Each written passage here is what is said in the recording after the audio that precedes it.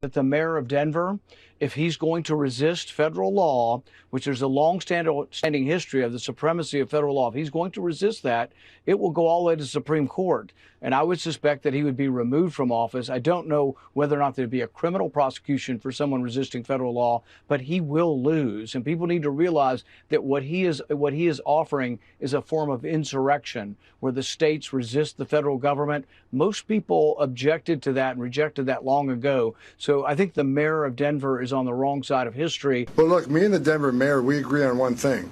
He's willing to go to jail. I'm willing to put him in jail.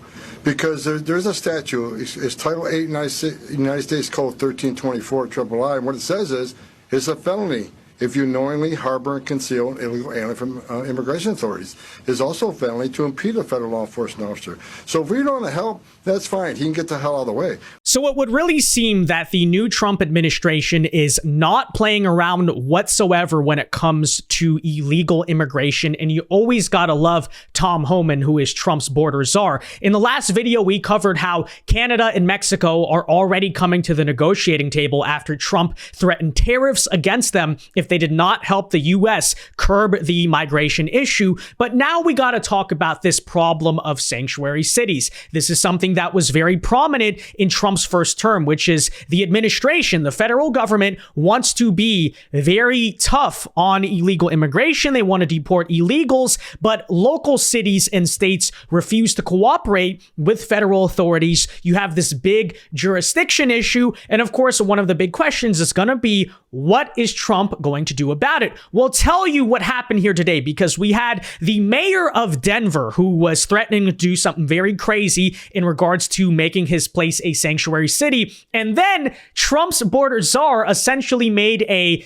threat to him over what's going to happen if he decides to follow through with that. And immediately, like 48 hours later, the mayor of Denver is already walking back the comments and apologizing. So folks, do us a big favor. If you enjoy the content, make sure you hit that like button down below and subscribe if you are new. Why should you subscribe? Because it ensures we can keep bringing you these videos, help us get to 400K subs by the end of the year. And with that said, okay, so let's start here. What did the Denver mayor say on around November 22nd? Well, he said that he would suggest using the Denver police to block mass deportations under the Trump administration. This reporting says that Mayor Mike Johnston said that Denver police would be stationed at the county line to keep the feds out, and said 50,000 residents of Denver would also be there, which is insane. That is ridiculous. You know, you do not have jurisdiction here. The federal government's supposed to handle immigration. And fundamentally, let's not forget, okay,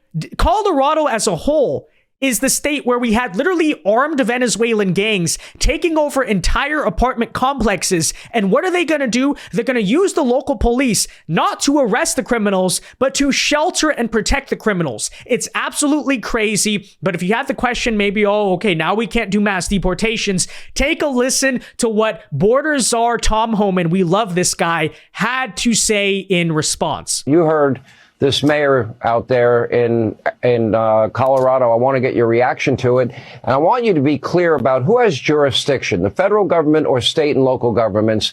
And if you're a sanctuary state or city, are you breaking the law? You're absolutely breaking law. All you have to do is look at Arizona versus U.S. You'll see these breaking law. But look, me and the Denver mayor, we agree on one thing. He's willing to go to jail. I'm willing to put him in jail. Because there's a statute, it's Title 8 United States Code 1324 III, and what it says is, it's a felony if you knowingly harbor and conceal an illegal alien from immigration authorities. It's also a felony to impede a federal law enforcement officer. So if we don't want to help, that's fine. He can get the hell out of the way. But we're going to go do the job. President Trump has a mandate for American people. We got to secure this country. We got to save American lives. And I find it shocking that any mayor of a city would say, and President Trump's been clear, we want to concentrate on public safety threats and national security threats. I find it hard to believe that any mayor or governor would say they don't want public safety threats removed from their neighborhoods. I mean, I don't know what the hell is going on in Denver, but we're going to go and we're going to fix it. If you don't want to fix it, if you don't want to protect his communities, President Trump and ICE will. So boom, right? Again, we love Tom Homan. Absolutely no nonsense. He just goes out and says it.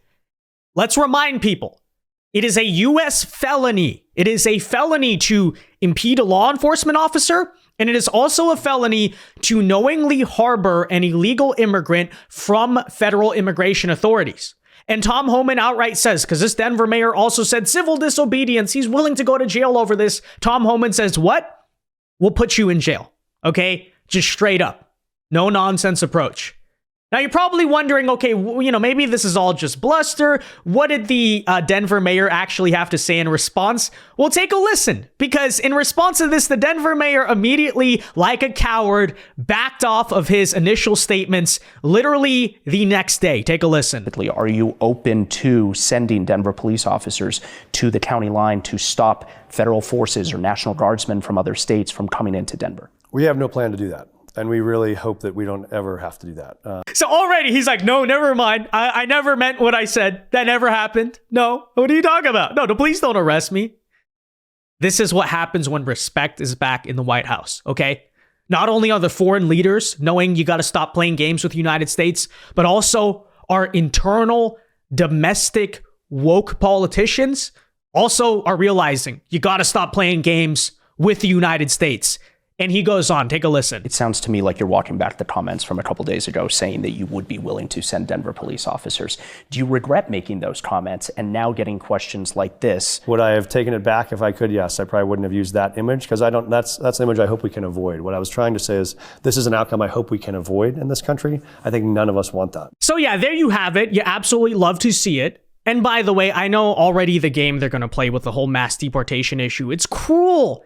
It's inhumane. How could you do this? How could you enforce the actual law of the United States, right? Instead of weaponizing the law to throw your political opponents in jail for petty things just because they're running against you in an election, how could you possibly enforce something crazy like existing U.S. immigration law? And before you say that's somehow immoral or bad to do, here's a reminder from none other than Tom Homan himself what we're actually up against and why, in many ways, we really do have a moral mandate to do what we need to do. You know, Laura, a lot of people ask me why I get so emotional when I do Fox News and why I scream at members of Congress. Because I've seen so much tragedy. I've talked to hundreds of angels and moms and dads who buried their children because they're killed by illegal alien. This is the latest. You know, I've talked to little girls as young as 9 years old that were multiple times by members of cartel. When you look in her eyes and everything innocent and pure has been ripped from her soul, and her life will never be the same. I mean, it's just I'm tired of it. And the government failed the Lake and Riley family. Not only if President Trump was president, he'd be sitting in Mexico in the Remain in Mexico program. And if he did get to New York and he was arrested for injury to a child in New York, ICE would be able to arrest him because the priorities under Trump were if you're in the country illegally, you're a target. But because Secretary Mayorkas put the priorities so low, even the injury to the child didn't meet the standards, so ICE could even place a detainer on him. So this is purely, it could have been prevented. This young lady's dead, and I want every mayor, every governor of a sanctuary jurisdiction to listen to that tape, listen to this young girl fight for her life, fight for her breath, trying to survive, terrified. I want you to understand what she went through. Like the 9-year-old boy, the 5-year-old boy in the back of the tractor trailer that I held, I found him. I thought about what the last hour of his life was like. You need to listen to this tape. And for those governors and mayors who are saying they're going to stop Tom Homan, they're going to stop President Trump, shame on you. Your responsibility is protect your communities. And that's what we want to do, is protect your community. I mean, you can just hear it in Tom Homan's voice, right? This is a moral crusade for him. And why is that? Because he's seen some things. He's seen the reality of the immigration problem, not what woke mayors and the slogans on their signs have to say about it, but real life, right? What our open border and mass illegal immigration into this country has done in reality, right? Like in front of him. And you should listen to what he's saying, okay? Because he knows the issue much better than you and I do, and much better than the Denver mayor does. He has credibility to speak on it. And, you know, the American people, by the way, seem to agree. It's a big reason they elected President Trump to begin with, is they also believe there is a moral and just political mandate to engage in mass deportations and cleaning up our illegal immigration issue.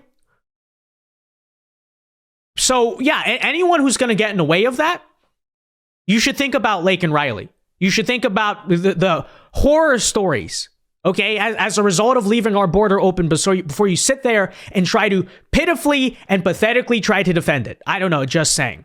But we'll see ultimately what happens, okay? But again, I just want to remind everyone because look, we know what's going to go down when the mass deportations actually start, okay? Even though the American people overwhelmingly support them, the media is going to try to pull on the heartstrings there, right? They're going to try to say, oh no, it's so cruel. Look at what's happening. This is so bad.